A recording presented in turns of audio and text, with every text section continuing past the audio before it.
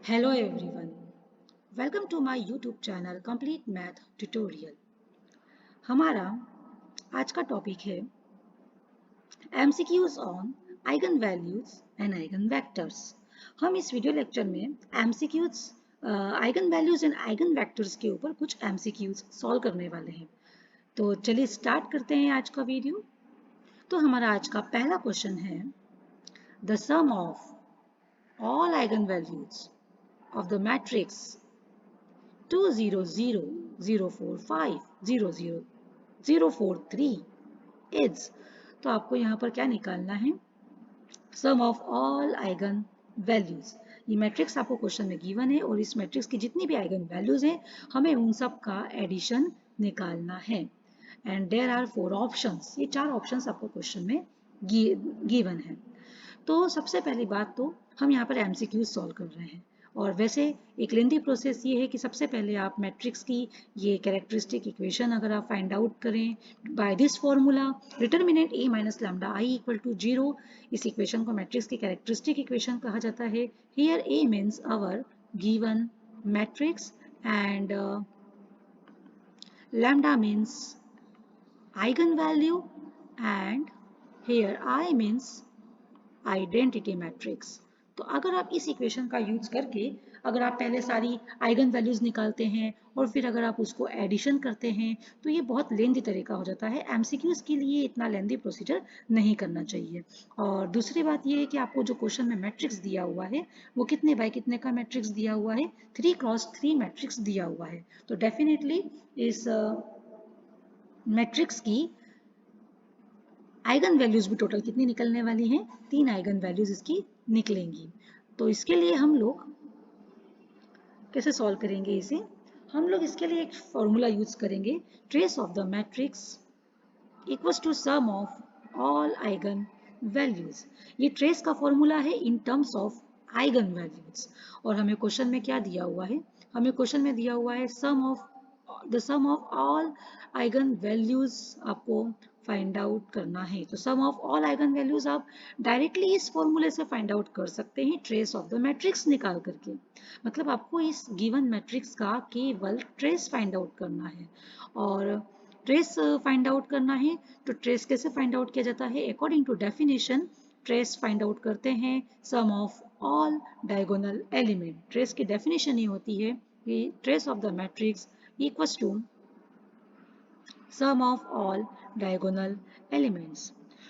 तो अगर हम यहाँ पे जितने भी डायगोनल एलिमेंट्स है अगर हम उनको यहाँ पे सम करते हैं 2 4 एंड 3, तो ये सम ऑफ डायगोनल एलिमेंट। तो अगर आप 2 + 4 + 3 अगर आप सॉल्व करते हैं तो कितना आंसर आता है यहाँ से? 9। और यही ट्रेस है हमारा और ट्रेस को ही हम लोग क्या कहते हैं? Sum of all eigen values. तो eigen values some of all eigen values कितना निकला है यहाँ पर? 9।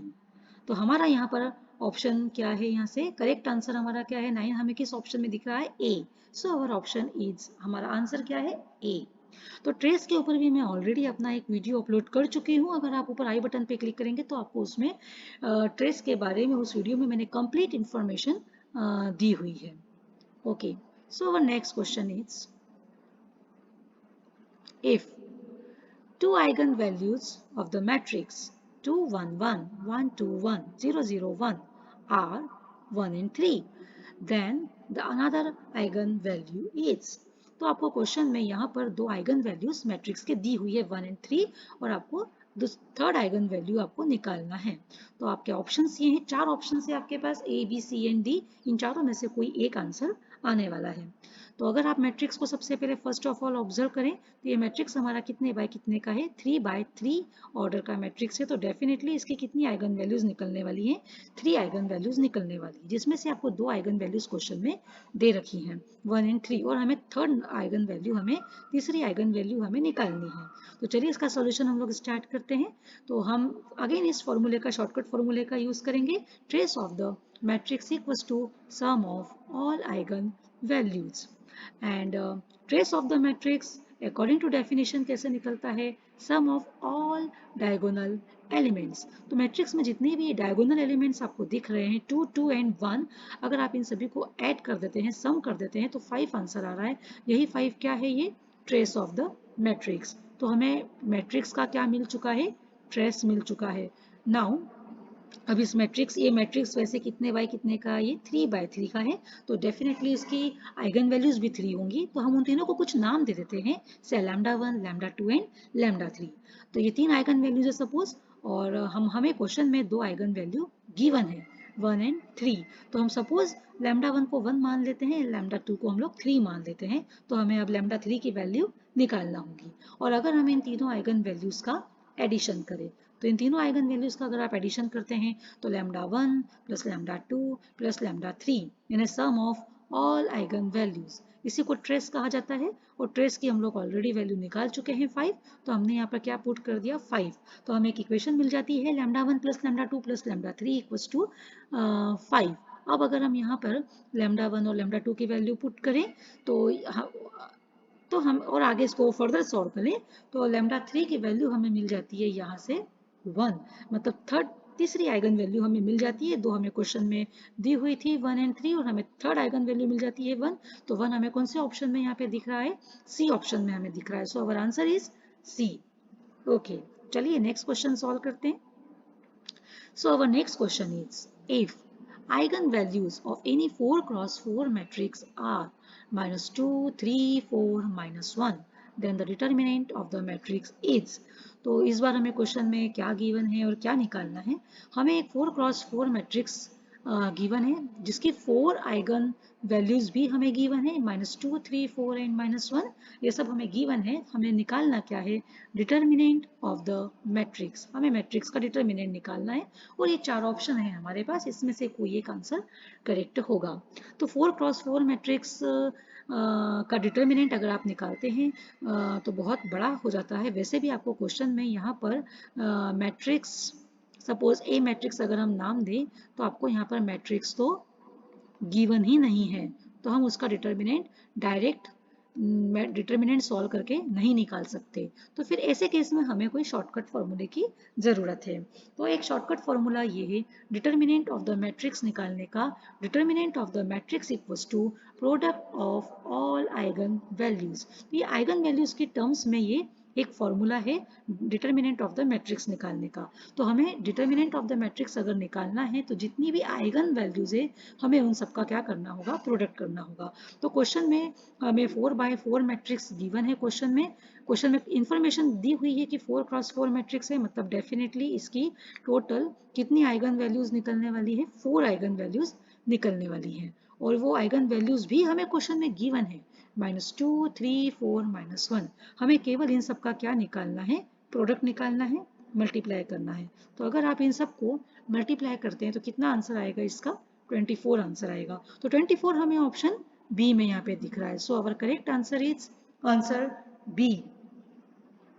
ओके, तो चलिए हम लोग नेक्स्ट क्वेश्चन सॉल्व करते हैं।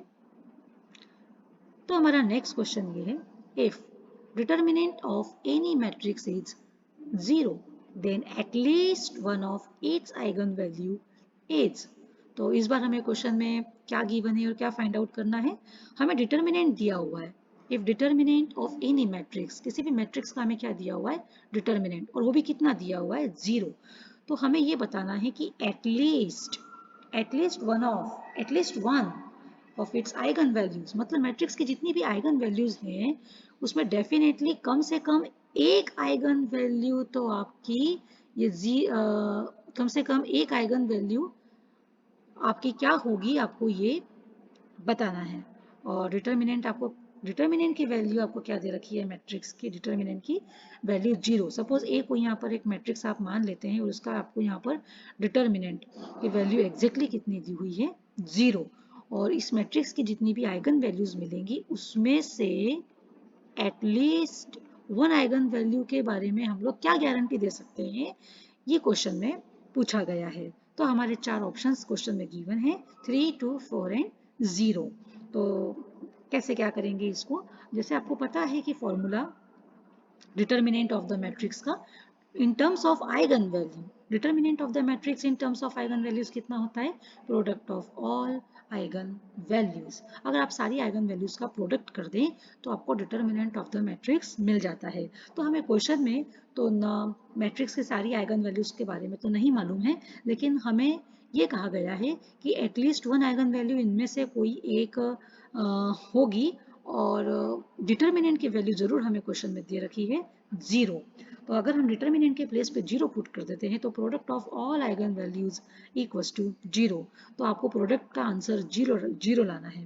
प्रोडक्ट का आंसर तभी 0 आएगा जब आप भले कितनी भी आइगन वैल्यूज ले लीजिए, चाहे तो आप 2 आइगन वैल्यूज ले लीजिए उनका प्रोडक्ट कर दीजिए, चाहे तो आप 3 आइगन वैल्यूज ले लीजिए इनका प्रोडक्ट कर दीजिए, और इनका प्रोडक्ट तभी 0 आने वाला है जब इनमें से definitely at least one eigen value तो 0 होना ही चाहिए, क्योंकि जैसे ही आप 0 का मल्टीप्लाई करेंगे तो पूरी वैल्यू को 0 कर देगा।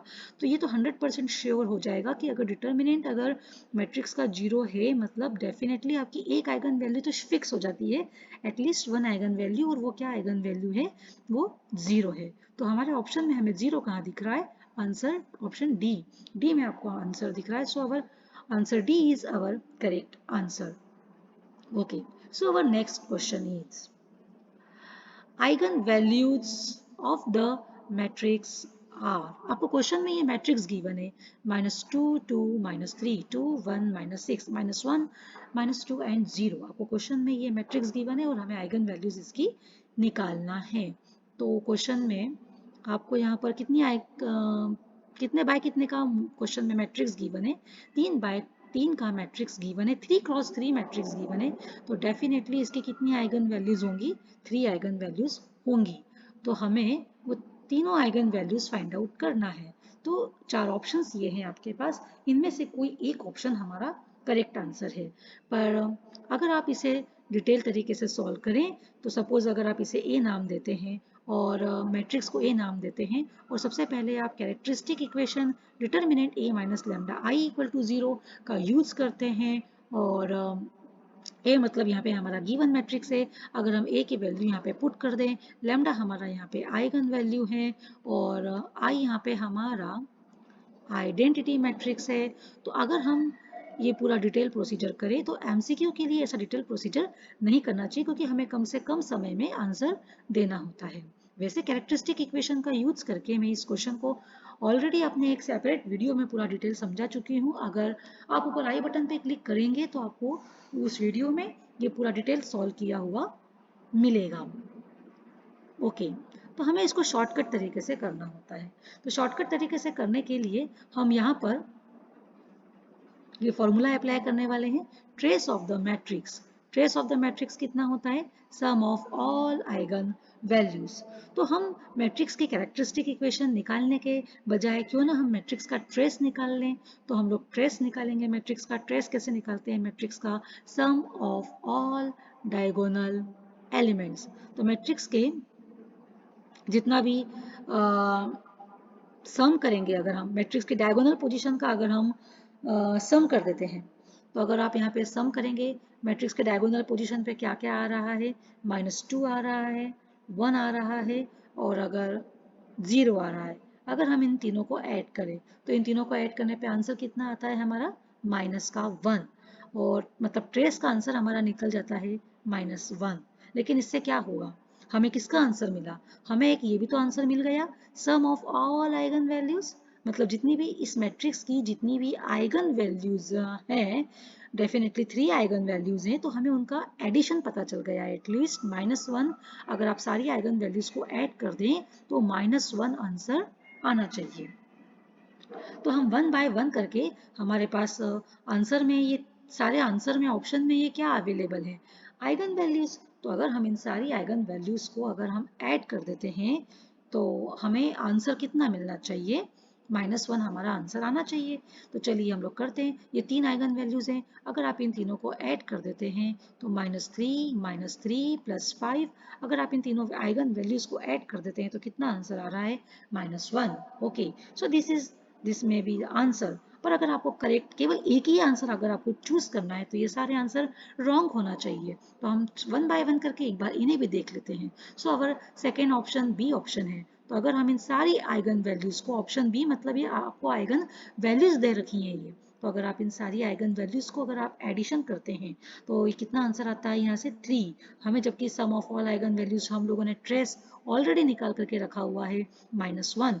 -1 मतलब sum of all eigen values. Eigen values जितनी भी आपको दे रखी है उन सबका एडिशन -1 आना चाहिए। तो देखिए किस किस ऑप्शन से आता है। Now if we observe our third option -3, 1 and 2, और अगर आप इन तीनों को ऐड कर देते हैं तो सिंपली अगर आप इन तीनों को ऐड करते हैं तो 0 आंसर आता है। सो ये भी हमारा आंसर नहीं हो सकता। नाउ ऑप्शन डी, ये 3 आइगन वैल्यूज आपको दे रखी हैं ऑप्शन डी में। अगर आप इन तीनों आइगन वैल्यूज का अगर आप एडिशन कर देते हैं तो कितना आंसर आता है यहाँ से 2 आंसर आता है, जबकि आपको कितना चाहिए -1। तो तीनों आइगन वैल्यू का एडिशन करने पर आपको -1 आंसर केवल ऑप्शन ए से मिल रहा है। So our final answer is option A. Okay, thank you. आज के बस इस वीडियो में बस इतना ही। तो अभी हमारा ये प्रैक्टिस सीरीज चल रही है, ये eigen values and eigen vectors के ऊपर हम लोग अभी एमसीक्यूज सॉल्व कर रहे हैं। अभी ऐसे ही मेरे और video lecture MCQs eigen values and eigen vectors के एमसीक्यूज के ऊपर आते रहेंगे। तो अगर अभी तक आपने मेरे चैनल को सब्सक्राइब नहीं किया है तो आप मेरे चैनल को सब्सक्राइब कर लीजिए, बेल आइकन को प्रेस कीजिए। अगर मैं कोई नया वीडियो अपलोड करती हूँ तो उसका नोटिफिकेशन आप तक सबसे पहले पहुँचे। And you can also follow me on Instagram and my ID is complete math tutorial. Okay, thank you for watching my video. तो नेक्स्ट वीडियो में हम नेक्स्ट लेक्चर के साथ में फिर मिलेंगे। तब तक के लिए